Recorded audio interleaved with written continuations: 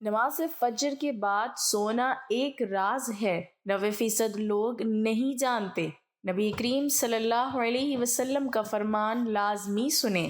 بسم اللہ الرحمن الرحیم۔ اسلام کے نزدیک عبادت کا مفہوم نہایت وسیع ہے۔ اسلام کا مطالبہ ہے کہ انسان کی پوری زندگی عبادت سے عبارت ہو۔ وہ اس طرح زندگی بسر کرے کہ اس کا ہر کام عبادت میں شمار ہو، اور اس کا واحد طریقہ یہی ہے کہ وہ اللہ کے بتائے ہوئے طریقے کے مطابق زندگی گزارے، ہر بات میں حکم الہی کو پیش نظر رکھے۔ اسلام اس بڑی عبادت کے لیے انسان کو جن ذرائع سے تیار اور اس کی تربیت کرتا ہے، عرف عام میں انہیں عبادت کہا جاتا ہے، لیکن دراصل یہ تمرینات عبادت ہیں۔ انہیں ارکان اسلام بھی اسی وجہ سے کہا جاتا ہے کہ اسلام کی عمارت انہی ستونوں پر قائم ہے۔ ارکان اسلام میں نماز سر فہرست اور پہلے نمبر پر ہے۔ ان تمام عبادات میں نماز کو جو اہمیت و فضیلت حاصل ہے وہ کسی بھی صاحب ایمان اہل نظر سے پوشیدہ نہیں ہے۔ نماز کی اہمیت کا اندازہ اس بات سے لگائیں کہ قرآن کریم کے ہر پیغام میں صلاۃ یعنی نماز کا لفظ حرف جری میں موجود ہے۔ ایمان کے بعد سب سے اہم رکن جس کا مطالبہ اہل اسلام سے کیا گیا ہے وہ نماز ہی ہے۔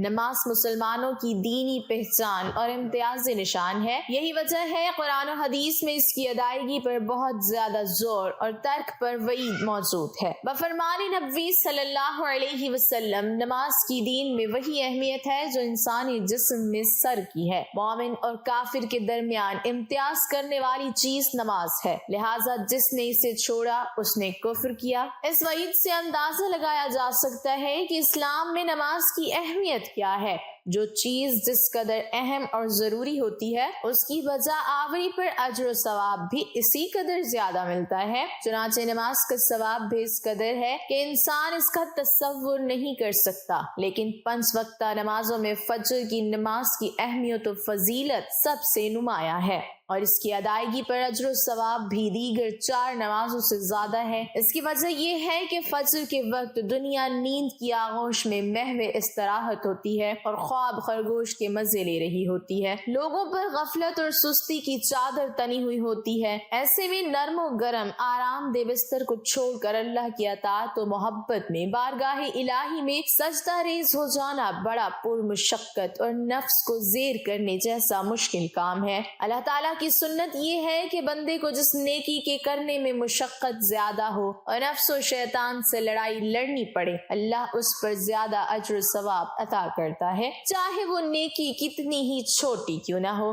کبھی آپ کے ذہن میں یہ سوال آیا ہے کہ اللہ نے ہمیں فجر کے وقت جاگنے کا حکم کیوں دیا ہے؟ کیا فجر کا وقت صرف ان قریب پڑھنے کا وقت ہوتا ہے؟ کیا اس وقت کے پیچھے ایک راز پوشیدہ ہے؟ وہ راز کیا ہے؟ اس راز کو جاننے کے لیے ضروری ہے کہ ہم پہلے نماز کے بارے میں جانیں جو ہم پر دن میں 5 مرتبہ فرض کی گئی ہے۔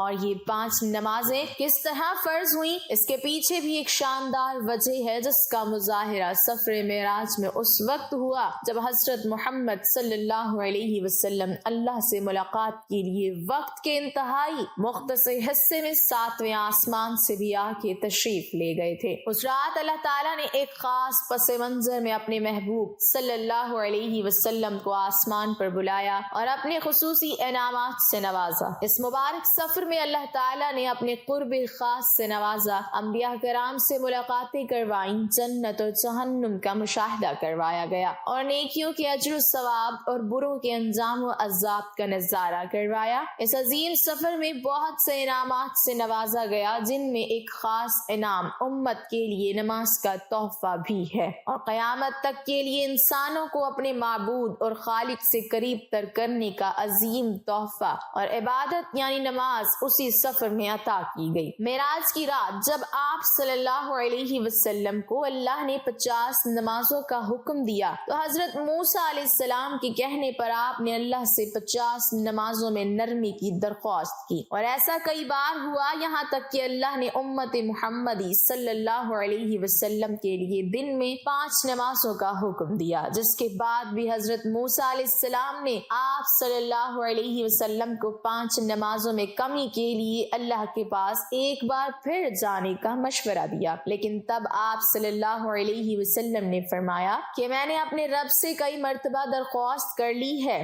یہاں تک کہ اب مجھے حیا آ گئی ہے اور اب میں راضی ہوں اور اس حکم کو ہر طرح سے تسلیم کرتا ہوں۔ ہر نماز پڑھنا ضروری ہے اور یقیناً آپ کے لیے بھی نمازوں میں سب سے زیادہ مشکل نماز فجر کی نماز ہوگی، جس میں نیند کا غلبہ اس قدر ہوتا ہے کہ انسان بمشکل اٹھ پاتا ہے، لیکن دن کے اس خاص حصے میں جو راز پوشیدہ ہے اسے جب آپ جانو گے تو یقین کریں کہ آپ فجر کی نماز کبھی نہیں چھوڑنا چاہیں گے۔ یہاں نماز فجر کے کچھ فضائل سماعت فرمائیں۔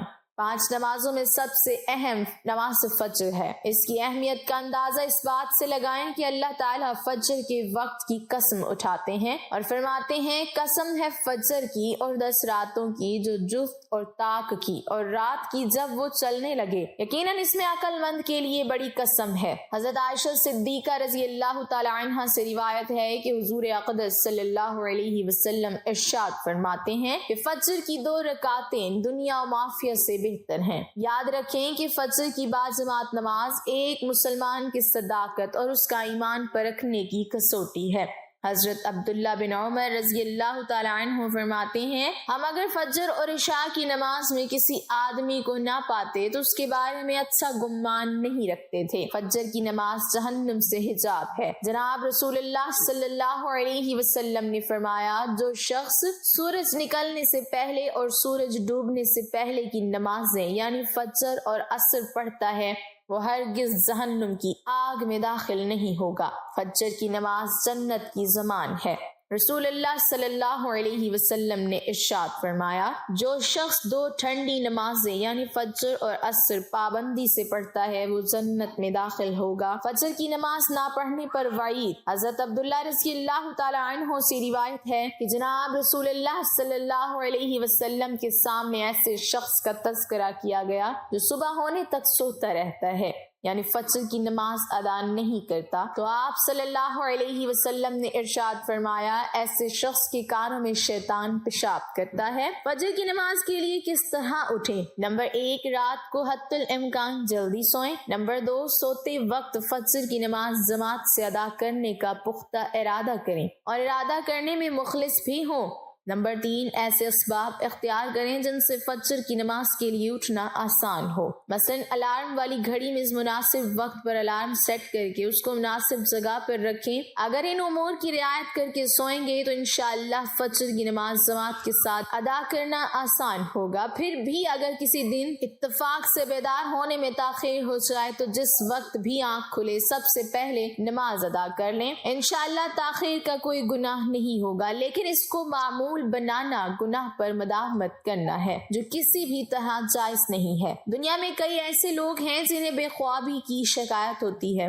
جس میں وہ ساری رات سو نہیں پاتے اور پورا دن کام کاج کر کے جب رات کو بھی سو نہیں سکتے تب کئی طرح کی ذہنی اور جسمانی بیماریاں جنم لیتی ہیں، اور اس بیماری کا شکار آج ہر دوسرا تیسرا شخص ہو رہا ہے، جس کی بڑی وجہ اللہ کے احکامات کو پیچھے چھوڑ کر دنیا کی رنگینیوں کے پیچھے بھاگنا ہے۔ ساری رات جاگنے کے بعد فجر کے قریب کچھ دیر نیند آ جاتی ہے، لیکن وہ نیند جسم کو پرسکون نہیں رکھتی، جس کی وجہ سے اکثر لوگ جاگتے اور ہر قسم کی دوائیوں کے استعمال کے باوجود جب سو نہیں پاتے تو وہ اللہ سے یہ سوال ضرور کرتے ہوں گے کہ اے اللہ مجھے نیند کیوں نہیں آتی، آخر کیا وجہ ہے؟ بہت کم لوگ ہوتے ہیں جو اس کیفیت میں اپنے اندر پیدا ہونے والی اس آواز کو سن پاتے ہیں جس میں ان سے کہا جاتا ہے کہ بستر سے نکلو، نماز پڑھو، اللہ کا ذکر کرو، اور یقین کریں جو لوگ اس آواز کو سن پاتے ہیں وہ اس پر عمل کرتے ہیں انہیں تاحیات کبھی بھی بے خوابی کی شکایت نہیں ہوگی۔ اس حوالے سے ایک صوفی نظم ہے جسے ایک امریکی مسلم نے ترجمہ کیا ہے جس کا ٹائٹل ہے دوبارہ مت سو جانا۔ صبح کی ٹھنڈی ہوائیں ایک راز لاتی ہیں تمہارے لیے،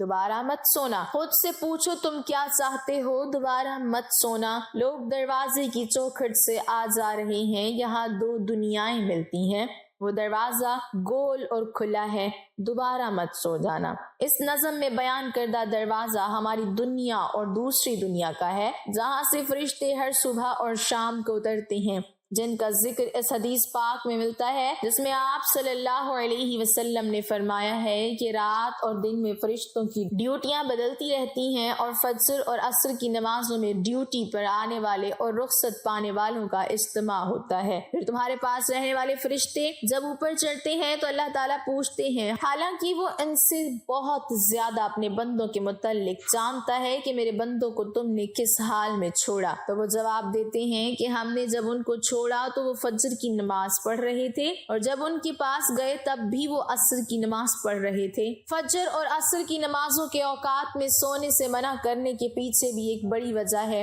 اور وہ یہ ہے کہ سائنس کہتی ہے کہ صبح سورج طلوع ہوتے وقت اور شام کو غروب ہونے سے پہلے سونا نہیں چاہیے، کیونکہ صبح کے وقت زمین پر آکسیجن وافر مقدار میں فراہم ہوتی ہے، جس وقت ماحول تر و تازہ ہوتا ہے، اور یہ آکسیجن آپ کو دن بھر فٹ رکھنے کے لیے انتہائی ضروری ہوتی ہے۔ تو جو اس وقت سو جاتا ہے وہ اس تازہ آکسیجن سے محروم رہ جاتے ہیں، اور عصر کے وقت زمین پر آکسیجن کی کمی ہو جاتی ہے، تو اگر کوئی سو جاتا ہے تو وہ اس کی آکسیجن کی فراہمی کم ہوتی ہے، جس کی وجہ سے جب وہ جاگتا ہے تو اس کے سر میں درد اور طبیعت بوچھل ہو جاتی ہے، اور یہ بڑی وجہ ہے کہ دین اسلام میں ان دونوں اوقات میں سونے سے منع فرمایا گیا ہے۔ نماز فجر کے بارے میں ایسے بے شمار فضائل اور بھی ہیں جن کو ہم نہیں جان سکتے، اگر انسان ان کو جان لے تو کبھی کوتاہی نہ کرے۔